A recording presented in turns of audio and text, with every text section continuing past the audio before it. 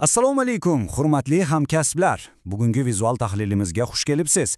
Biz bugun tug'ruq zalidagi eng mas'uliyatli, o'ta muhim vazifalardan biriga e'tibor qaratamiz. Bu ham bo'lsa yangi tug'ilgan chaqaloqlar kalla suyagidagi shishlarni to'g'ri farqlash. Keling bu mavzuga chuqurroq kirishamiz, chunki to'g'ri qo'yilgan tashxis bu ota-onalar xotirjamligi va eng muhimi go'dakning xavfsiz kelajagi kafolatidir.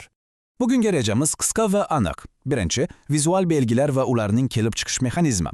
Ikkinchi, shish va gematomani qiyosiy tahlil qilamiz. Uchinchi, OTT belgilari hamda davolash taktikasi. To'rtinchi, K vitamini va parvarish qoidalari. Va nihoyat, beshinchi, xavfli belgilar hamda ota-onalar bilan qanday ishlashni ko'rib chiqamiz. Qani, ketdik. Tasavvur qiling, tug'ruq jarayoni endigina yakunlandi. Ota-onalar hayajonda, quvonch cheksiz.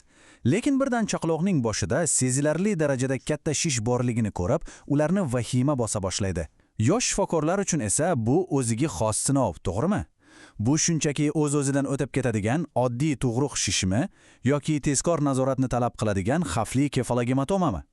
Zudlik bilan va o'ta aniq vizual baho berish har qachongidan ham muhimroq. Shosh birinchi bo'lim. Vizual belgilar va mexanizm. Patologiyalarning asl mohiyatini tushunamiz. Aslida bu jarohatlar qanday paydo bo'ladi? Hammasi tug'ruq jarayonidagi biomexanik kuchlarga borib taqaladi va u uchta oddiy qadamda yuz beradi. Birinchi qadamda homilaning boshi tug'ruq yo'llaridan o'tayotganda kuchli kompressiya, ya'ni bosimga uchraydi. Ikkinchi qadamda chanoq halqasidagi bu bosim natijasida venoz oqim qiyinlashib, staz yuzaga keladi, yoxud qon tomirlari uzilib ketadi. Uchinchi qadamda esa, agar faqat suyuqlik sizib chiqsa, bizda oddiy shish paydo bo'ladi, ammo qon tomir yorilib qon yig'ilsa, gematoma yuzaga keladi. Ko'rib turganingizdek, oddiy fiziologik stress qanday qilib patologik travmaga aylanishi aynan mana shu mexanizm orqali tushuntiriladi. Diagnostikada eng muhim nuqta shundanki, biz avvalo o'z ko'zimiz va qo'llarimizga ishonishimiz kerak. Neonatolog tug'ilgan zahoti chaqaloqni ko'rikdan o'tkazar ekan, 4 ta asosiy narsaga e'tibor qaratishi shart. Birinchidan, bu holat qachon paydo bo'ldi? Ikkinchidan, ustidagi terining rangi qanday, ko'karganmi, qizarganmi? Uchinchidan, ushlab ko'rganingizda u xamirdek yumshoqmi yoki ichida suyuqlik borligi sezilib, tarang tortilganmi? Va nihoyat, fluktuatsiya, ya'ni suyuqlik chayqalish simptomi bormi? Aynan shu belgilar bizning keyingi tibbiy harakatlarimizni to'liq belgilab beradi. Ikkinchi bo'limga o'tamiz, qiyosiy tahlil. Tug'ruq shishi va kefalogematoma farqlari. Mana shish va gematomani aniq farqlashning oltin qoidalari keltirilgan jadval. Diqqatingizni eng muhim qatorga qarating. Bu chegarasi. Tug'ruq shishi teri ostida bo'lgani uchun u xuddi yumshoq yostiqdek kalla cho'qlari va liqildoqlar ustidan bemalol o'tib ketaveradi. Lekin kefalogematomachi, u hech qachon suyak cho'kidan nariga o'tmaydi. Nega? Chunki qon faqat bitta suyak ustki pardasi ostida qamalgan bo'ladi. Bu diagnostikadagi mutlaq temir qoidadir.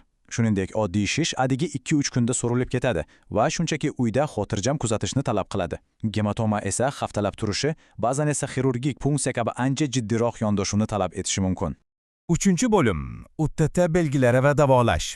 Diagnostik vizualizatsiya bizga qanday yordam beradi? Agar ba'zan qo'limiz bilan aniq ajrata olmasak, nima qilamiz? Albatta, darhol ultratovush tekshiruviga murojaat qilamiz. OTT ekrani bizga suyuqlikning anatomik chuqurligini ochiq, oydin va juda aniq ko'rsatib beradi.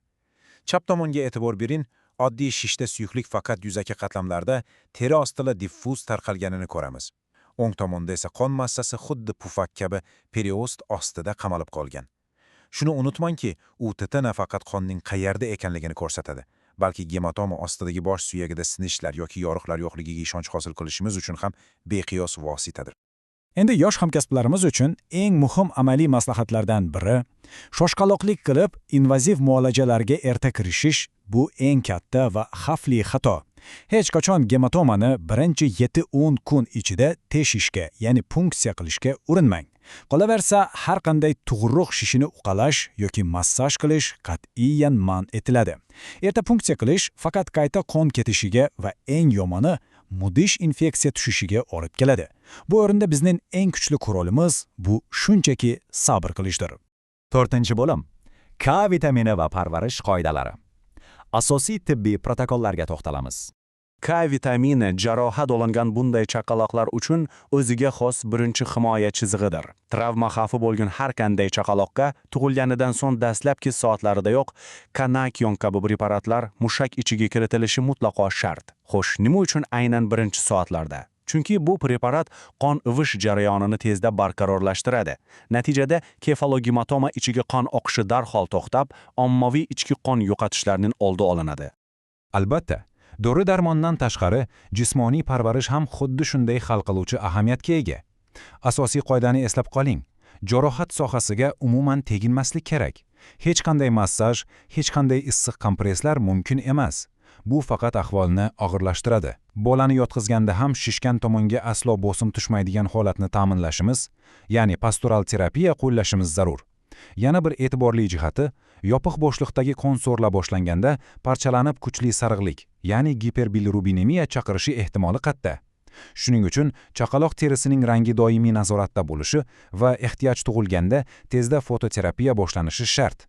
5 va oxirgi bo'limimiz: xavfli belgilar va ota-onalar. Favqulodda holatlarni qanday nazorat qilamiz?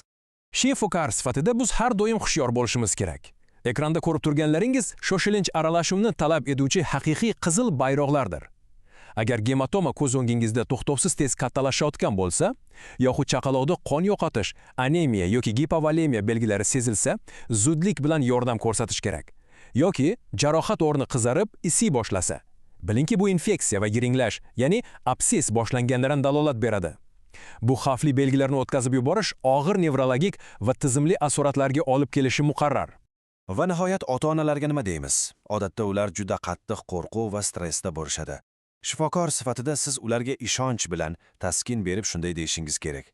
Qarang, xavotir olmang. Bu shish kalla choklaridan bemalol o'tib turibdi. Demak, bu oddiy tug'ruq shishi. U miyaga umuman ta'sir qilmaydi va 3 kun ichida o'z-o'zidan issiz yo'qoladi. Ularga psixologik xotirjamlik bering va shifoxonadan keyin uy sharoitida qanday qilib oddiygina kuzatuv olib borish kerakligini tushuntiring. Bilingki, ularning eng kuchli quroli bu xotirjamlikdir. Xulosa o'rnida o'zimizga bir savol beraylik. Kasallikni davolagandan ko'ra uning oldini olgan ming chandon yaxshi emasmi? Homiladorlik davridayoq xavfni to'g'ri baholash, tug'ruq zalida akusherlarning ehtiyotkorligi va biz neonatologlar bilan o'zaro to'laqonli ma'lumot almashinuvi, mana shu kuchli jamoaviy hamkorlik kelajakda bunday jarohatlarni butunlay yo'q qila oladimi? Buning ustida hammamiz sinimsiz ishlashimiz kerak. Ushbu tahlilimiz orqali olingan bilimlarni o'z amaliyotingizda muvaffaqiyatli va ishonch bilan qo'llashingizga tilakdoshman. Biz bilan bo'lganingiz uchun rahmat. Tahlilimiz o'z nihoyasiga yetdi.